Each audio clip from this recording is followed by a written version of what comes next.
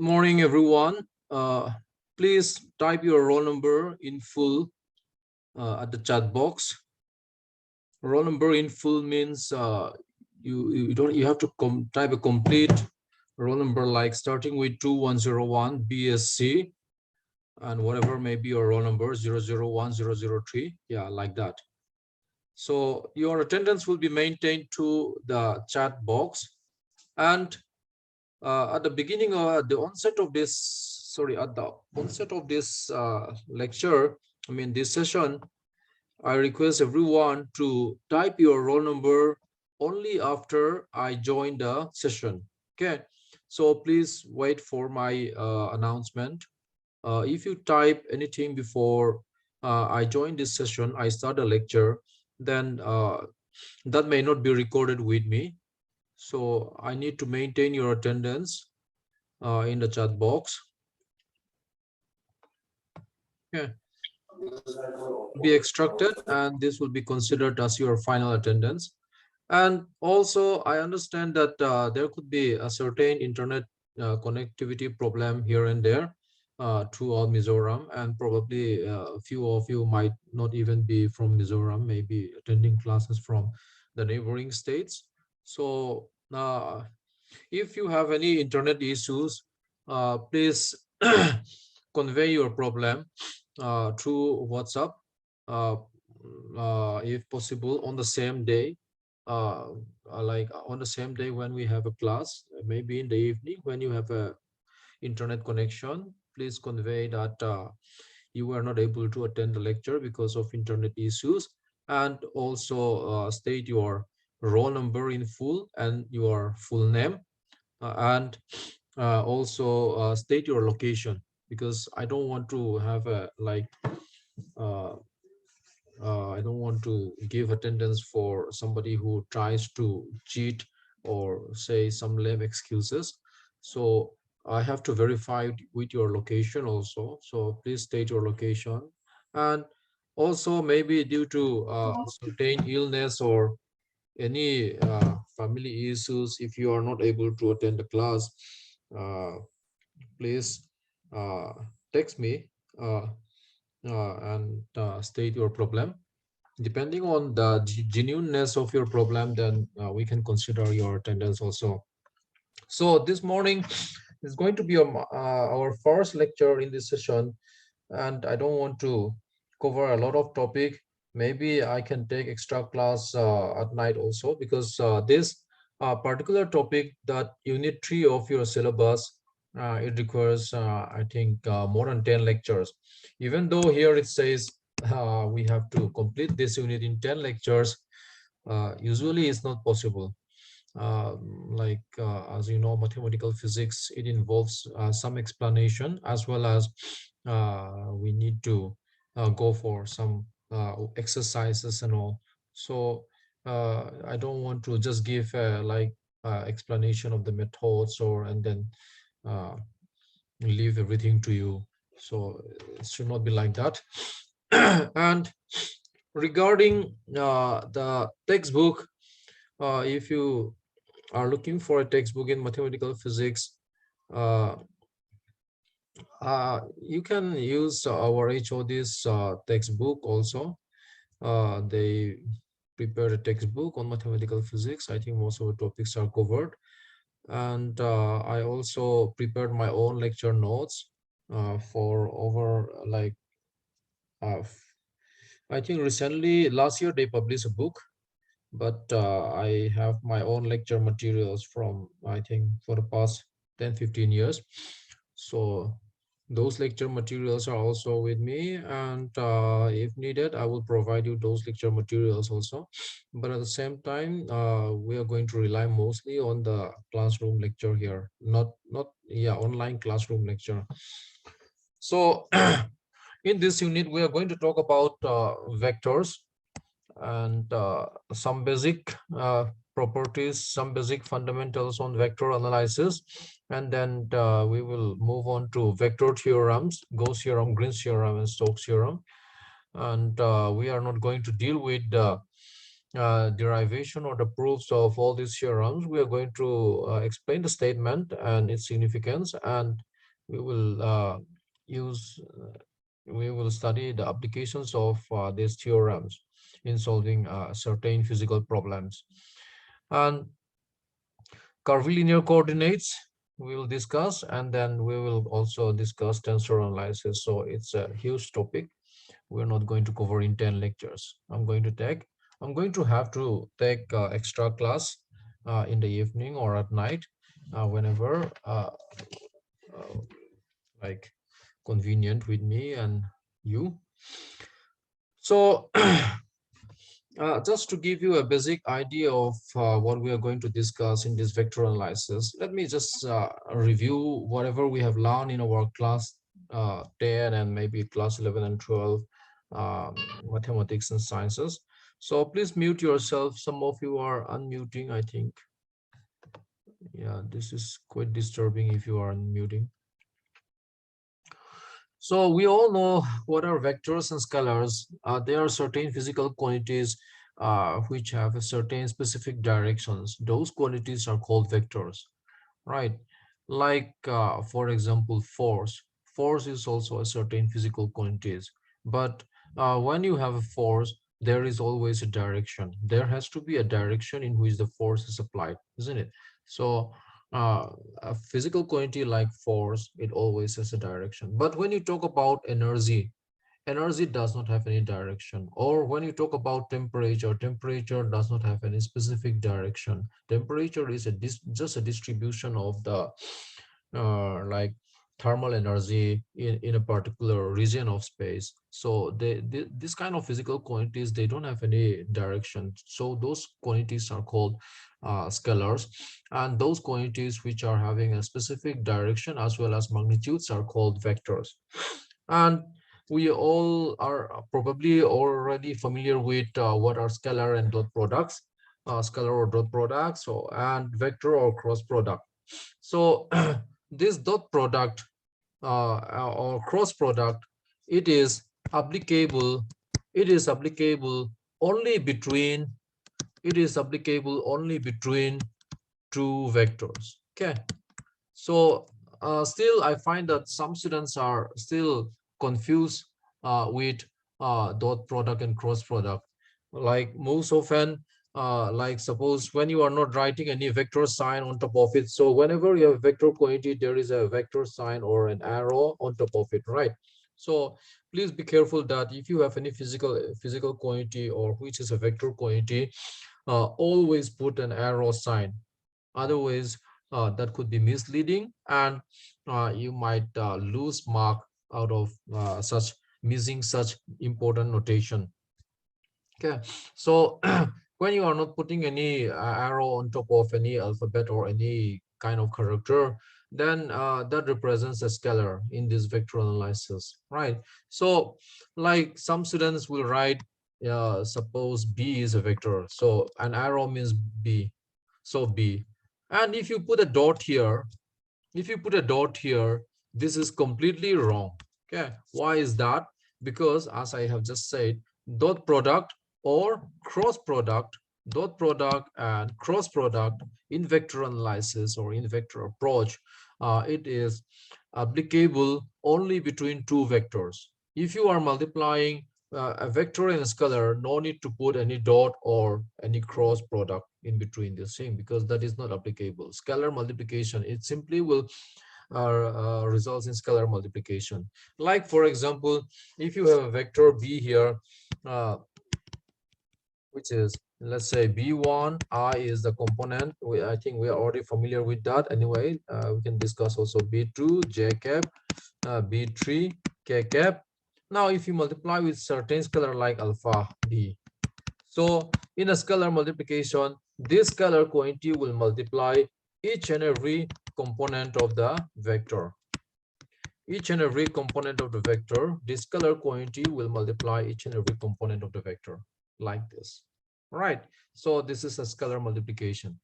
But when you have two vectors and you perform a mathematical operation between those two vectors mathematical operation can only happen according to this rule, either a scalar or vector product. This dot product is also called a scalar product. The reason is that the result of this dot product between the result of the dot product between two vectors results in what? Scalar quantity. What we have on the right hand side is called is a scalar quantity, because there is no vector notation, isn't it? So this is just a magnitude, so a scalar quantity. When you have a dot product between two vectors, you transform the resultant of such dot product between two vectors into a scalar quantity. Therefore, the dot product is also called a scalar product. And you have what is called a vector or cross product. A vector or cross product, again, it is the multiplication between two vectors, operation between two vectors. But the difference here is that the resultant of this cross product between two vectors is still a vector quantity. This is still a vector quantity. Okay, so the magnitude of which is given by magnitude of the vector A, magnitude of the vector B, magnitude of vector B multiplied with sine of the angle between two vectors, and n cap. What is n cap? N cap is called unit normal vector. Unit normal vector. So what is unit normal vector? Unit normal vector means a vector which is having magnitude of 1. So magnitude of 1 means magnitude of this unit vector is 1. Okay, no magnitude. I mean, the magnitude is just 1, but it is a vector. Okay, a vector having unit magnitude is called unit vector. And in this particular cross product, this is unit normal vector. Unit normal vector means this unit vector is perpendicular to both A and B. Like suppose, for example, as in this figure, this A vector is pointing along this direction on this plane, plane of this, what is that, uh, this laptop or your phone or whatever screen you are using, plane of the screen you are using. A vector and B vector is another vector on this plane. When you take a cross product between A and B, it results in a vector quantity having magnitude mod of A multiplied with mod of B multiplied with sine of the angle between them, if the angle between them here is theta. And unit normal means a unit vector which is perpendicular to both A and B. But if you have what you have to see here in the cross product is that you are multiplying A cross B. So A is the first vector. If A is the first vector, you have to consider this kind of rotation like an arrow. A cross B means A cross B. You have to consider rotation like this. Now, if you take out your right hand and put your thumb like upwards, right? Put your thumb upwards. Just let me put my video. All right. So if you take out your right hand like this, so I just like I got up late and I've been busy with some other work, so I have not properly washed my self properly. Anyway, so if you can see my hand here, if you put your right hand like this, and if you put your finger around like this and your thumb vertically upwards, so this particular, like your finger direction, whatever finger direction, see these four fingers, the direction is according to this what is that rotation here, whatever I'm writing. So you have to see that your fingers are rotating like this, and your thumb will give you the direction of the unit normal vector. So here in this case, if you look at the screen, if you put this four fingers having the same rotation as the rotation I have shown here, A cross B, the resultant unit vector in this case will be perpendicularly downwards or behind the screen, perpendicularly behind the screen. So it will be, the unit vector will be something like this, perpendicularly behind the screen. A cross B will be like this. Now, if you take B vector cross A vector, B vector A cross A vector will be, B is the first vector, means the rotation will be from B to A. The rotation is from B to A in this case. B cross A means the rotation is from B to A. B is the first vector. This is your B vector. So you have to consider your four fingers having the same direction of rotation as the arrow shown here, B cross A. Now, if you take this, if you take it like this, right, your thumb will point in the direction of n cap unit vector. So n cap unit vector will be outwards from the screen of, it will be outwards from the screen of your laptop or your phone. So that means depending on which vector you are taking first, like A cross B or B cross A, the direction of this resultant vector will change. It will reverse either towards or behind the screen, or outwards from the screen towards you, facing towards you. So n cap vector direction can be determined according to that. All right. So I hope that convinces you. Now,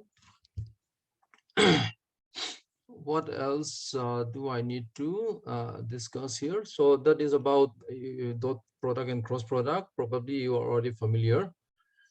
And yeah. So in rectangular, see, we are going to discuss in this lecture curvilinear coordinate system also, but we are going to start with something you are already familiar with it, that is the rectangular Cartesian coordinate system. So in this rectangular Cartesian coordinate system, uh, any space, okay, any space can be identified, or the location of any object in a space can be identified with these rectangular coordinates, considering one point in the space as origin, one point in the space as origin. And if you draw a straight line in certain direction, consider that as a x-axis, and draw a straight line in another direction which is perpendicular to x-axis. See, this is a perpendicular 90-degree angle between them, that is y-axis. And if you draw another direction, another axis perpendicular to both x and y, perpendicular to both x and y, that is your z-axis. So this is how we define a rectangular Cartesian axis. So you consider your room or your bedroom or your living room.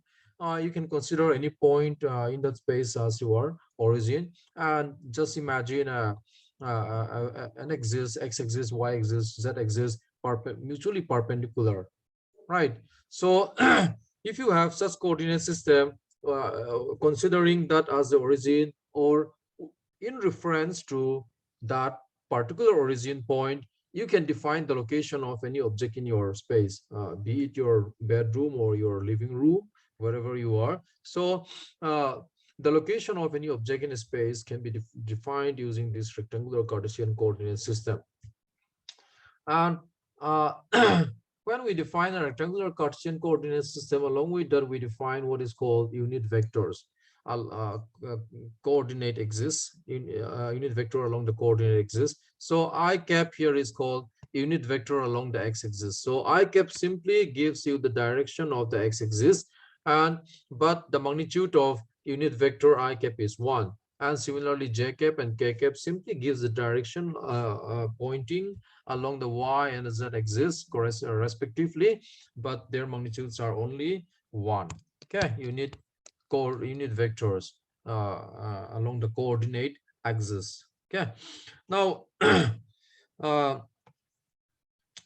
another thing is that if you take a scalar product between these two unit vectors, you know that like I dot j, if you remember the definition of the scalar product here, if you consider a vector as I, b vector as j, then dot product between them. So I dot j will be magnitude of phi, magnitude of j, cosine of the angle between them. What is the angle between them? As I mentioned before, this is 90 degree, cos 90. All right. So cos 90, you know it is 0. And magnitude of I is 1, magnitude of j is 1. So this is I dot j is 0. And similarly, I dot k is 0 and k dot j is 0. So I think we already know that. And if you take a dot product with the I vector itself, I dot I this will be I. Cos 0 is 1. Magnitude of I is 1. Magnitude of I is 1. So I dot I is 1. J dot J is 1. K dot K is 1. So I think we already know that, right? Now, if you take a cross product between two unit vectors, that is I cross J. Now, I cross J, if you consider here, this is your I, this is your J, I cross J, I cross J. So for unit vectors, instead of putting an arrow on top of the letter, we put this cap. So cap will represent unit vector. Okay. So if you write an arrow, this could be any vector. But if you put a cap on top of your letter, which represents a vector quantity, this is called unit vector. Okay. So I cross J, according to the cross product rule, magnitude of I, magnitude of J, sine of angle between them, and cap. So magnitude of I, magnitude of J, sine of angle between them. So sine of angle between I and J is 90, and n cap. So n cap, as you know, if you look at this, n cap, as I said, this is a unit normal vector which is normal to both I and J. Or n cap is a unit normal vector which is both normal to A and B. So here instead of A and B, we have I and J. So if you look at this, I is the first vector. I is the first vector means you have to consider rotation from I to J like this. You put an arrow, a circular curve like that with an arrow point, arrowhead.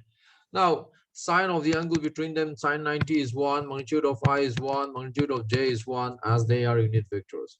Now, what is your n cap? If you again use here in this case, if you again use your right hand thumb rule and considering these four fingers representing the rotating arrow shown here, and you will find that your thumb will be pointing upwards, that is towards the positive z axis. So towards the positive z axis, your n cap is k cap, right? So therefore k cap, so therefore I cross J will be k cap. I cross J is k cap. Now if you reverse this, J cross I, then the rotation will be something like J is the first vector here in this cross product, so the rotation will be in this direction. Okay, the arrowhead will point like this in this direction. Now what will be your n cap now?